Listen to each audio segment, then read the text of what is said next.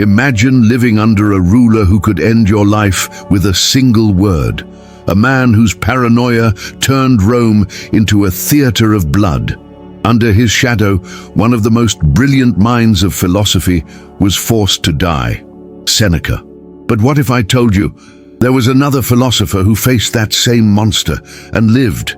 His name was Musonius Rufus.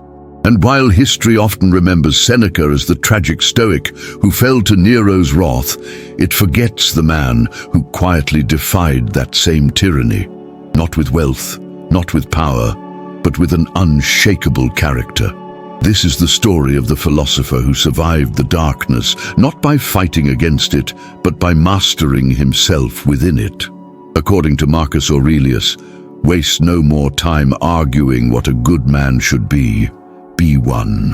Musonius didn't just debate virtue, he lived it. When others sought safety through influence or silence, he chose danger through integrity.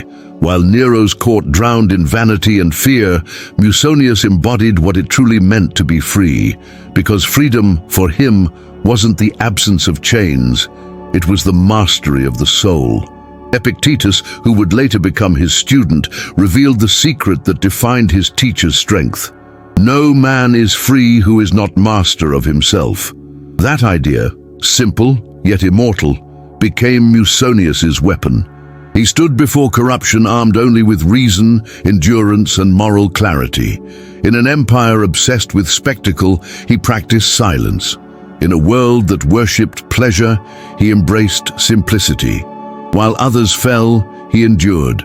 And here lies the paradox that modern life has forgotten. Survival, in its highest form, doesn't come from power. It comes from virtue. Ryan Holiday calls this the invisible victory, when doing the right thing becomes your act of rebellion. And no one embodied that rebellion better than Musonius Rufus. Welcome to the Stoic Lighthouse. Let this light guide you toward peace and wisdom. If you seek that inner strength, leave a like and subscribe so you won't miss the lessons that can still change lives 2,000 years later. Because today, we're going to uncover the forgotten story of the man who faced Nero and won, not through violence or fear, but through the quiet power of self-mastery. Are we ready to begin this journey into the heart of Roman courage and Stoic resilience? Number 1, the Roman Socrates, philosophy in action, not in words. Before facing the madness of Nero, Musonius Rufus had already become a living legend in Rome, not for speeches or politics, but for the radical way he practiced philosophy. While most philosophers of his time entertained the wealthy with clever debates and elegant rhetoric, Musonius walked a different path. He lived his teachings. He believed that philosophy wasn't a tool for prestige, it was training for the soul. His students didn't study from scrolls, they studied from his example. According to Zeno, the founder of Stoicism, the goal of life is to live in agreement with nature. Musonius took that literally. For him, living in agreement meant aligning every thought and every act with reason, virtue, and simplicity. He saw no value in words untested by hardship. If a teaching couldn't stand firm in hunger, exile, or loss, it wasn't wisdom, it was decoration. His contemporaries called him the Roman Socrates, not because he mimicked the Greek master, but because he shared the same fearless consistency, the unity between what one preaches and what one practices. William B. Irvine would later call this Stoicism with calloused hands. Musonius refused to see philosophy as an escape from reality. He saw it as immersion within it. He worked, farmed, and labored alongside his students, teaching that physical effort was moral effort made visible. In a society where nobles avoided manual work, he declared it sacred. He saw labor as a way to discipline the body, and through it, the mind. According to Musonius Rufus, to become a good man, it is not enough to wish for it. You must practice it. Theory without practice is barren. His classroom was the field, the street, the dinner table. When others sought comfort, he taught self-denial. When others feared pain, he saw in it a hidden teacher. And perhaps his most revolutionary idea was one Rome was not ready for. He taught that women were equally capable of virtue. To him, philosophy was not a privilege. It was a human duty. Massimo Pigliucci comments that Musonius was centuries ahead of his time, a philosopher who understood equality not as an idea, but as an application of reason. In an empire ruled by excess and patriarchy, Musonius built a small resistance through the simplicity of his life. He wore coarse clothes, ate plain food, and spoke to anyone willing to learn, whether a senator or a slave. Like Chrysippus, who shaped Stoicism into a rigorous system, Musonius believed that consistency was the essence of virtue. To him, hypocrisy was the one disease that corrupted the soul beyond repair. So when he saw philosophers praising humility while living in luxury, he challenged them publicly. His courage was intellectual and moral, the kind that makes enemies in places of power. In many ways, Musonius was what Ryan Holiday calls a man of invisible greatness. He didn't seek followers or fame. He sought alignment, a life where thought, word, and deed formed one unbreakable chain. In his time, that integrity made him dangerous. In ours, it makes him timeless. For while Seneca wrote about the ideal of virtue, Musonius embodied it. He wasn't the Stoic of the palace. He was the Stoic of the earth, a philosopher with dust on his sandals and iron in his heart. And that purity of character would soon put him in direct conflict with the most dangerous man in Rome. Number 2, in the Tyrant's Crosshairs, the Piso conspiracy and Nero's wrath. By the year 65 AD, the Roman Empire had become a stage of terror. Nero, once the promising young ruler guided by Seneca, had descended into paranoia and cruelty. His own mother and wife had fallen to his hand, and now he ruled through fear alone. Every corridor of Rome whispered betrayal. Every shadow hid an accusation. And in this suffocating climate of suspicion, a spark was lit. The infamous Piso conspiracy, an attempt by senators and soldiers to restore what they called the soul of Rome. When the plot was discovered, Nero's vengeance exploded like fire. Executions filled the streets. Senators fell by the sword. Poets, thinkers, and generals vanished overnight. And among the accused, dragged into this storm, stood a philosopher, Musonius Rufus. He had no army, no faction, no ambition for power. His only weapon was integrity. Yet in the eyes of a tyrant, that alone was threat enough. Because the greatest danger to a corrupt ruler is not rebellion. It is the example of an honest man. Tacitus, the Roman historian, described Musonius as a man whose virtue was envied even by the guilty. Nero's regime feared him not for what he did, but for what he represented, a mirror that reflected their own moral decay. To a paranoid emperor, virtue was treason. According to Epictetus, who learned under Musonius, the tyrant can chain my body, but not my will. That was his teacher's essence, a man untouchable in spirit.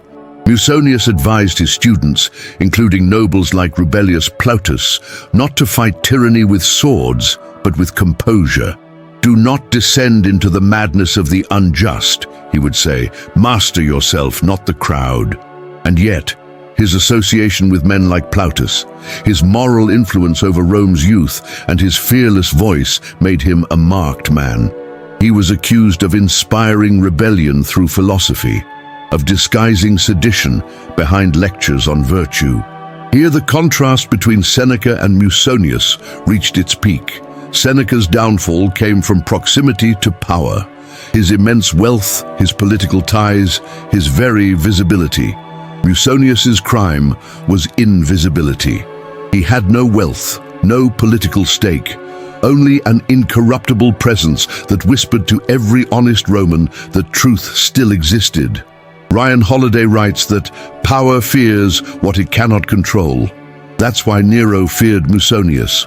You can exile a man, but you can't exile his example. To understand this, Nassim Nicholas Taleb offers a modern lens. What is fragile breaks with stress.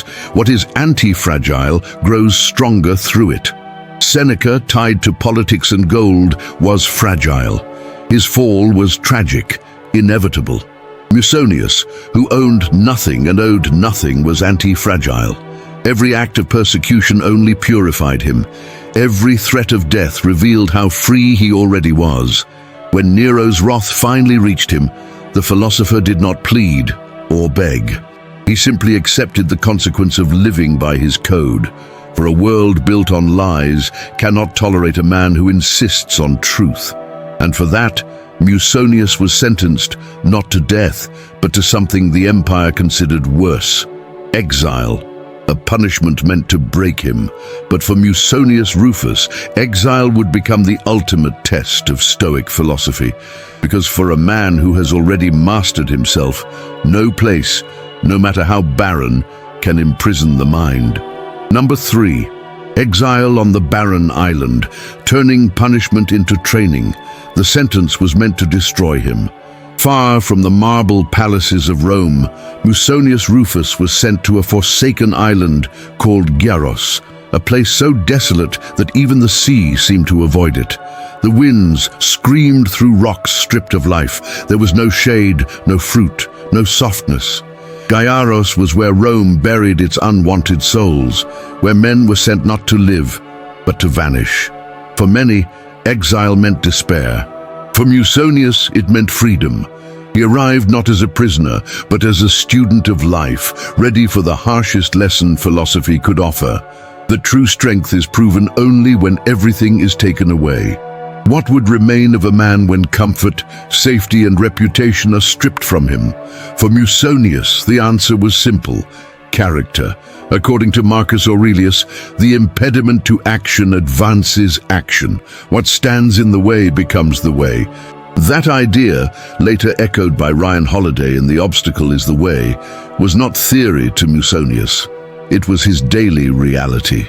Where others saw exile as punishment, he saw it as a training ground. Where others cursed fate, he thanked it for giving him a chance to practice what he preached. Cut off from society, surrounded by criminals and exiles, Musonius created a school of the soul. He gathered the broken, the angry, the desperate, and taught them philosophy, not as abstract wisdom, but as survival. He taught that no one could be exiled from reason. He taught that no tyrant could steal virtue. According to Musonius Rufus, exile takes away nothing that truly belongs to a man. It can take his house and wealth, but never his virtue and his knowledge. The barren island became his monastery. He cultivated resilience as if it were a crop. And in that emptiness, he found abundance, the kind that no emperor could confiscate. It's said that he once found a spring of fresh water on the rocky island. To his fellow exiles, it was a miracle. To Musonius, it was a metaphor. When you dig deep enough, even the harshest ground reveals its hidden life. The same was true for the soul. William B. Irvine calls this the practice of negative visualization, the Stoic habit of seeing hardship as rehearsal. By reframing suffering as preparation, we become immune to it. Musonius didn't endure Gyros, he mastered it. Every day of hunger taught patience. Every night of cold sharpened gratitude. Every moment of isolation deepened his connection to the universe. To Epictetus, his most devoted student, this became the essence of freedom. You may fetter my leg, but my will, not even Zeus himself, can overpower. Through the lens of modern psychology, Musonius's transformation anticipates what Viktor Frankl would describe centuries later in Man's Search for Meaning, that between stimulus and response lies the power to choose one's attitude. And in that space, we find the core of our humanity. On Gyros, Musonius proved that philosophy was not about escaping life's hardships, but embracing them as divine opportunities. He didn't merely survive exile, he turned exile into enlightenment. Because while Nero sat in his golden palace, enslaved by fear and indulgence, Musonius, chained to a barren rock, was freer than any emperor on earth. Number 4. Lessons from hardship. The virtue of work and discomfort. Exile did not silence Musonius Rufus. It refined him. What he endured on Gyaros became not a tragedy but a manual, a living textbook of Stoic resilience. From that island of dust and stone, 3 lessons emerged that still challenge the modern world: the dignity of work, the necessity of discomfort, and the discovery of our true belonging.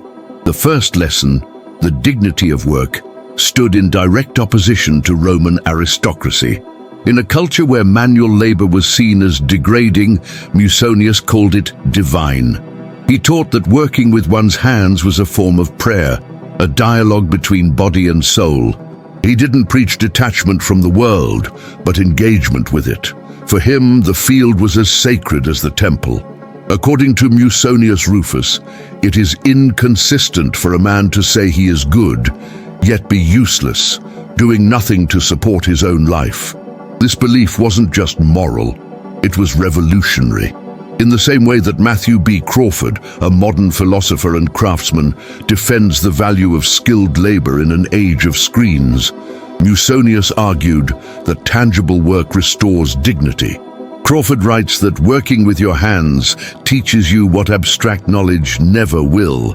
Musonius would have nodded in agreement, because he saw physical work not as punishment, but as purification, a way to align thought and action, ideal and effort. The second lesson, the virtue of discomfort, strikes at the heart of our modern obsession with convenience. Gyaros was pure discomfort: hunger, isolation, simplicity forced by circumstance. But to Musonius, that was the essence of training.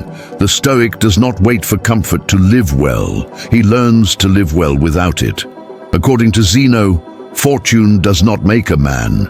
It only reveals what kind of man he is. Musonius lived this truth every day. Deprived of luxury, he discovered abundance within.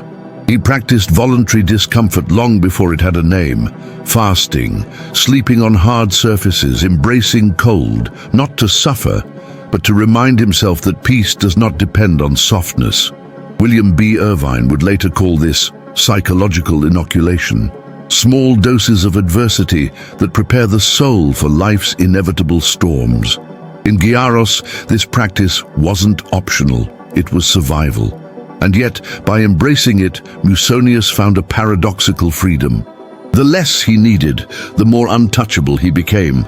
He had transcended Nero's reach, for what can you take from a man who has already let go of everything? The third lesson, discovering our true belonging, was perhaps his most profound. Exile was designed to strip a man of identity, to sever his connection to home and nation. But Musonius saw something larger. He rejected the narrow idea of citizenship. Like Socrates before him, he claimed the entire cosmos as his homeland. He became what the Stoics called a citizen of the universe. According to Massimo Pigliucci, Stoic cosmopolitanism liberates us from tribal thinking and reminds us of our shared moral duty to all humankind. From a rocky island, Musonius looked out over the sea and saw no borders, only unity. His life became a symbol of radical belonging, not to Rome, but to reason itself. Work, discomfort, and belonging, these were not ideas for him. They were living truths. Through hardship, Musonius turned labor into meditation, pain into discipline, exile into freedom. Ryan Holiday once wrote, "Ego wants comfort, the soul wants meaning." Musonius chose meaning. And when the empire that cast him away finally began to crumble, the man it tried to erase returned stronger than ever, carrying with him not revenge, but wisdom. Number 5, Return of the Sage. The unbreakable power of moral authority. Years passed. Nero's empire, once gilded in excess, began to rot from within. The tyrant who had silenced poets, philosophers, and senators now faced a fate his cruelty could not escape: isolation. When rebellion spread through the empire, Nero was abandoned even by those who once feared him. In 68 AD, hunted by his own soldiers, he took his life in despair. The man who ruled with absolute power was destroyed by the same force he worshipped, control. And when his empire of fear collapsed, the exiles were freed, among them Musonius Rufus. But he did not return as the same man. The exile who had left Rome in chains came back as something far greater, unshakable, serene, and incorruptible. He had faced the worst of men and mastered the best within himself. According to Seneca, fire tests gold, adversity tests the brave. Musonius had been through both, the fire of injustice and the solitude of truth. When he stepped again into Rome, his reputation had transcended rumor. He wasn't seen as a victim of Nero's wrath, but as a survivor of it, a living embodiment of Stoic virtue. The empire had lost its moral compass, and in its void, Musonius became its conscience. Tacitus records one remarkable moment that captured his courage. During the civil war between Vitellius and Vespasian, two Roman armies faced each other near the city, ready to turn Rome into a graveyard. And between them walked a man with no armor, no sword, no army, Musonius Rufus. He stepped onto the battlefield and began to speak, calling soldiers from both sides to remember the blood they shared, to seek peace over pride. According to Tacitus, he mixed among the soldiers, warning them against the evils of discord. Some mocked him, others ignored him, but a few listened, and that few was enough. Even if his words didn't stop the war, his act echoed across history. A single unarmed philosopher stood before legions, ready to slaughter one another, not for victory, but for virtue. That was Musonius, fearless, not because he lacked fear, but because he had mastered it. Ryan Holiday contrasts this perfectly. Power forces, authority inspires. Nero had power. Musonius had authority, the kind that cannot be given, only earned. Even when the next emperor, Vespasian, ordered another purge of philosophers, Musonius was spared. His integrity was so undeniable that even Rome's rulers recognized it. They could silence philosophers who argued, but not the one who lived his philosophy. His students multiplied. Among them was a young slave, crippled, poor, and brilliant, who would later carry his master's wisdom to eternity, Epictetus. Through him, Musonius's teachings became immortal. His ideas passed from generation to generation, eventually shaping the minds of men like Marcus Aurelius, Thomas Jefferson, and countless modern thinkers searching for moral clarity in chaos. The man who had once been exiled now shaped empires of the mind. He had turned exile into education, pain into power, silence into influence. According to Marcus Aurelius, if it is not right, do not do it. If it is not true, do not say it. It was Musonius's compass, the inner law that made him untouchable. His authority came not from armies or wealth, but from the unbroken unity between his words and his deeds. In the end, history forgot the names of most Roman generals, but it still whispers his Musonius Rufus, the philosopher who conquered tyranny not with might, but with virtue. Number 6. The art of survival. Why Musonius lived and Seneca died. Two Stoics, one empire, one lived, the other died. Seneca and Musonius Rufus, two of the greatest minds of their age, bound by philosophy yet divided by destiny. Both faced Nero. Both spoke of virtue, courage, and reason, but only one emerged alive. Why? What separated the philosopher who fell by his own hand from the one who walked back from exile with unbroken spirit? To understand that, we must look beyond luck or circumstance. We must look at the choices they made. The first difference was their relationship with power. Seneca believed he could guide power. He became Nero's tutor, his speechwriter, his moral compass, until the compass lost its direction. Politics, as Plato once warned, is a storm that swallows philosophers whole. According to Plato, the man who truly fights for justice must be content to live privately, not publicly. Musonius understood that. He stayed far from the court, far from the golden traps of politics. He didn't seek influence over rulers. He sought mastery over himself. His influence was moral, not political, and that made him far more dangerous to the corrupt. You can remove a senator, you can't remove an idea. The second difference was wealth. Seneca, for all his brilliance, was one of the richest men in Rome. His estates stretched across provinces, his fortune rivaled princes, and with every coin, his teachings grew harder to defend. His enemies saw hypocrisy. Nero saw threat. According to Nassim Nicholas Taleb, the more you have, the more fragile you become. Seneca's riches tied him to the system he despised. His philosophy had to coexist with his possessions, and that contradiction broke him from within. Musonius, on the other hand, lived as he taught. He owned nothing that a tyrant could desire, nothing that fear could take. His simplicity made him invincible. His poverty was his protection. The third and most decisive difference was integrity. Seneca wrote about virtue while negotiating with vice. Musonius practiced virtue even when it cost him everything. Seneca's words were brilliant, but they were often a plea, a philosopher trying to reason with his own compromises. Musonius had none to justify. His life and his doctrine were one. According to Epictetus, first, decide who you want to be, then do what you must. Seneca tried to be both the philosopher and the politician, and the world does not forgive divided souls. Musonius made one choice, to be good, regardless of the outcome. In a world of corruption, that purity made him untouchable. Killing him would have achieved nothing but expose Nero's weakness. And so, the tyrant spared him, perhaps out of superstition, perhaps out of fear of what it would mean to destroy a man who had already transcended destruction. Centuries later, William B. Irvine summarized this difference beautifully. He said that the Stoic goal is not to avoid loss, but to avoid dependence on what can be lost.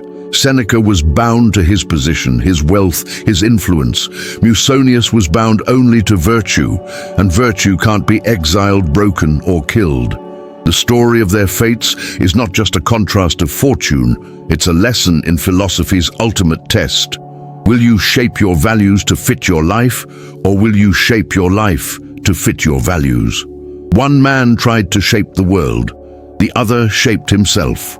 And when the dust of Rome settled, the one who had no empire left carried within him the only kingdom that mattered, the inner empire of self-mastery. Number 7. The practical legacy. Musonius's lessons for the 21st century. Centuries have passed since Musonius Rufus walked the dusty streets of Rome or faced the cold winds of exile. Yet his voice, calm and uncompromising, still cuts through the noise of our age, perhaps more urgently than ever.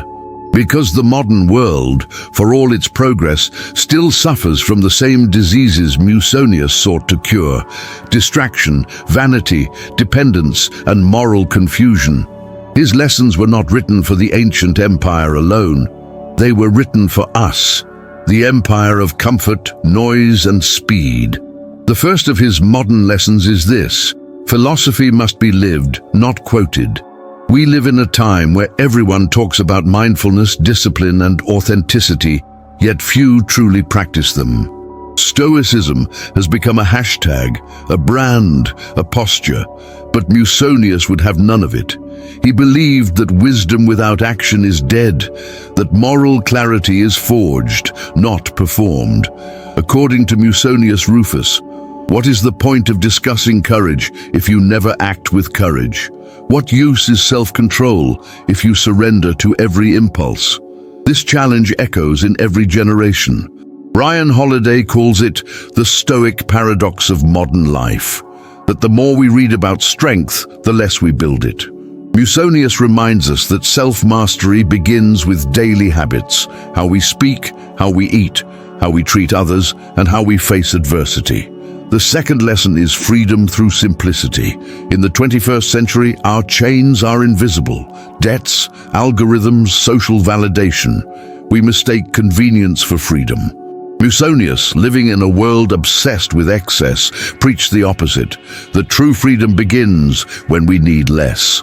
He stripped his life to essentials: food, virtue, purpose. He proved that joy does not grow from abundance, but from alignment between values and actions. According to Marcus Aurelius, the happiness of your life depends on the quality of your thoughts. In other words, you don't need more things, you need clearer thoughts. Modern Stoics like Massimo Pigliucci and Donald Robertson have carried this message forward, teaching that minimalism is not aesthetic, it's ethical. To simplify one's life is to reclaim one's will. The third lesson is integrity as armor. We live in an age of spectacle, where image replaces substance and truth bends under pressure. But Musonius' life offers a timeless counterpoint. Integrity is the one currency that never devalues. When all else collapses, status, wealth, approval, integrity remains. According to Warren Buffett, it takes 20 years to build a reputation and 5 minutes to ruin it. If you think about that, you'll do things differently.